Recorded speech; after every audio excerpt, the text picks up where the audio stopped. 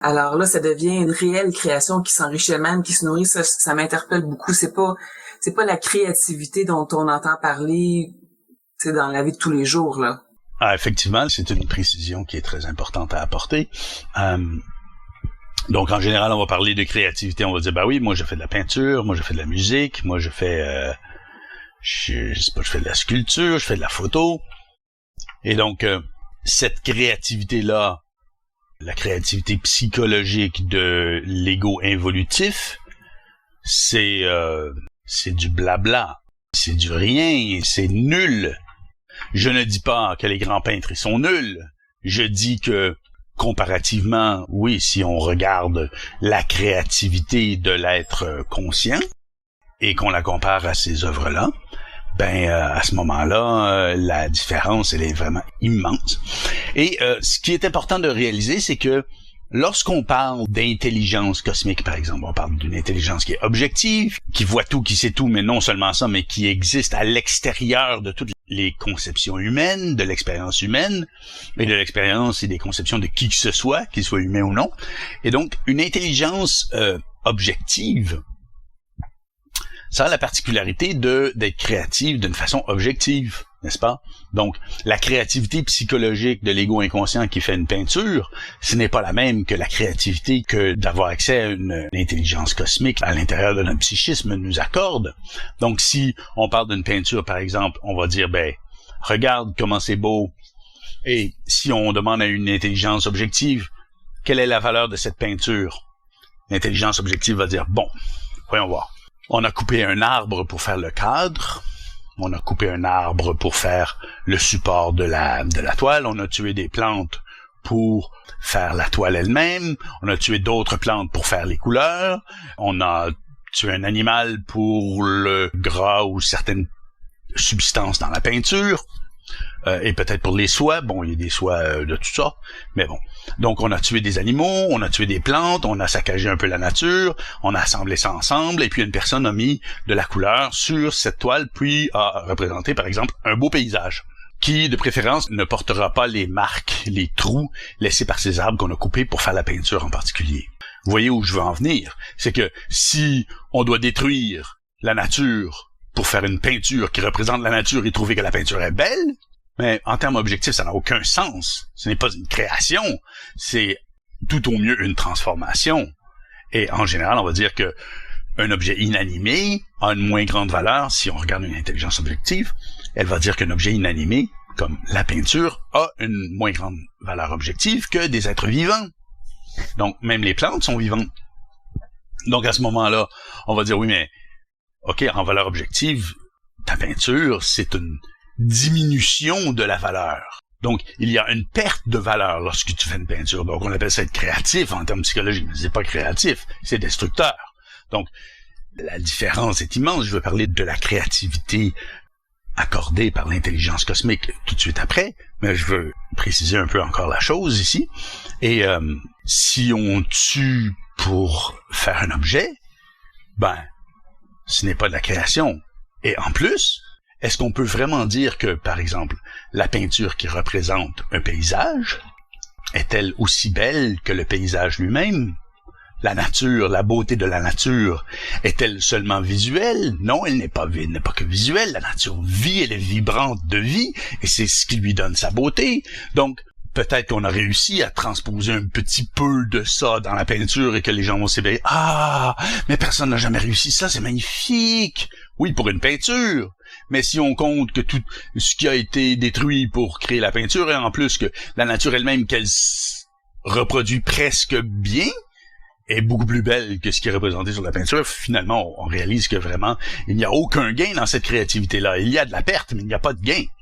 Donc, si maintenant on parle de la créativité réelle, la créativité intelligente de l'être conscient, de l'être qui a complété science, la révolution de l'esprit, qui maîtrise ou qui développe la science dans son psychisme et qui se dote de la créativité réelle.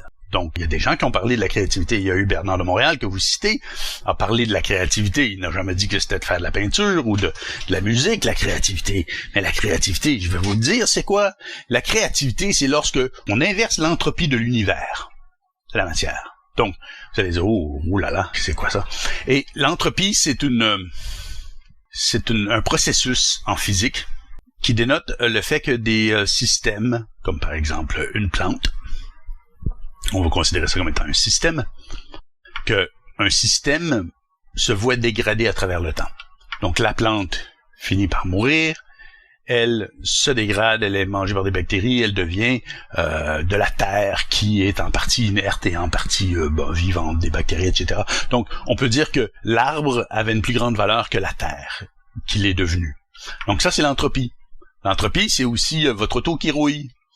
Votre auto vaut plus cher avant qu'elle ne soit rouillée. Donc, oui, c'est simple, mais donc la créativité de l'être conscient, de l'être qui possède ou qui s'est doté de la science, elle fait l'inverse. Vous allez dire, oui, mais vous n'allez pas dérouiller votre auto en la regardant et en vous concentrant dessus, c'est pas ça la créativité. Et vous avez raison, c'est pas ça la créativité. La créativité réelle, ça revient un peu à ce que je disais plus tôt, lorsque vous émettez une énergie dans votre vie, vous vivez tout simplement, mais vous vivez intelligemment, vous vivez en coordination très étroite avec une intelligence cosmique. Qu'est-ce que ça veut dire? Ça veut pas dire que vous allez faire quoi que ce soit qui semble à vous regarder agir si différent d'un autre être. Par contre, à l'intérieur du contexte de votre vie, vos gestes vont vous nourrir intérieurement, donc vos actions intelligentes vont créer une montée perpétuellement grandissante d'énergie et de vitalité en vous, qui, puisque vous agissez créativement et intelligemment, va nourrir votre vie elle-même, donc créer des événements qui sont de plus en plus magnifiques pour vous, et qui vont éclabousser l'extérieur aussi, évidemment, un peu, de leur magnificence, mais donc des événements qui sont enrichissants pour vous, et de cet enrichissement-là, vous allez encore une fois bénéficier. Et donc il se crée un cycle vertueux, comme je disais plus tôt, qui est une augmentation de la valeur réelle, objective, de votre vie. Donc si votre vie gagne en valeur et que vous vous nourrissez perpétuellement de cette valeur, vous vous enrichissez. Est-ce que vous vous enrichissez à quel niveau? Au niveau de la santé? Au niveau de votre psychisme? Au niveau de votre bonne humeur, au niveau de votre sens de l'humour, au niveau de l'argent, au niveau de vos biens matériels, au niveau de votre faculté de jouir de la vie?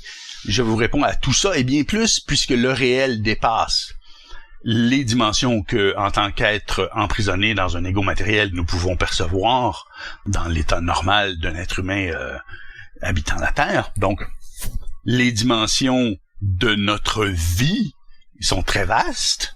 Nous n'en percevons qu'une petite partie, puisque si nous les percevions toutes, nous deviendrions fous, puisque nous pourrions voir tout l'esclavage, le gaspillage, la destruction qui se produit même par notre intervention inconsciente.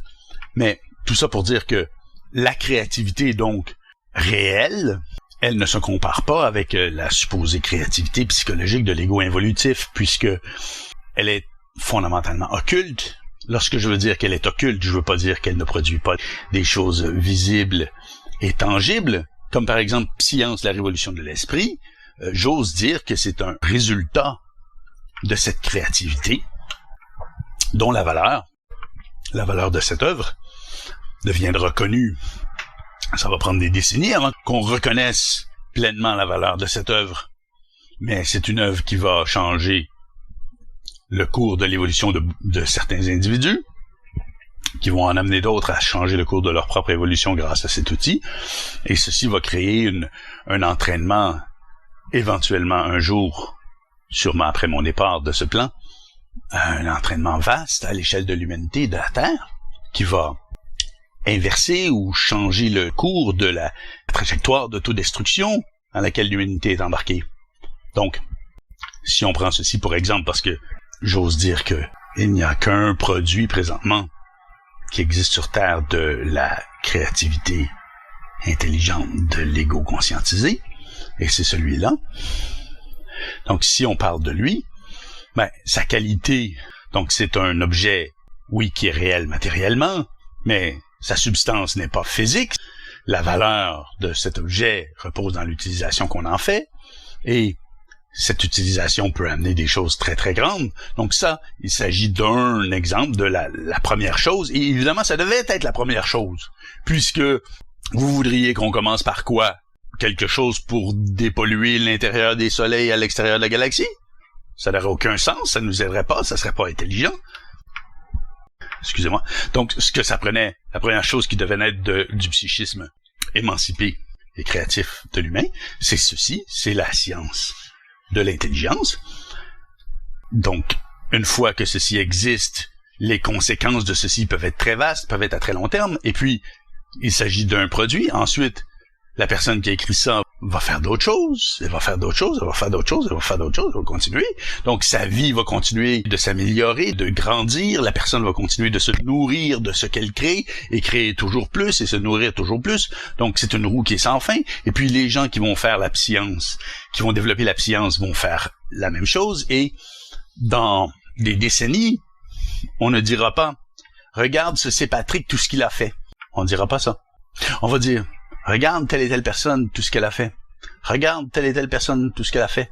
Non, mais regarde comment c'est magnifique, la vie de telle, la vie de telle, la vie de telle. » Et on va leur demander « Mais qu'est-ce que vous avez, qu'est-ce que vous avez, qu'est-ce que vous avez? » Et les gens vont dire « Achète-toi ce truc, puis dédie-toi entièrement à ce qu'il y a dedans, puis si tu en as la force, tu arriveras au bout du processus et tu feras comme nous. Mais je ne serai jamais une vedette. »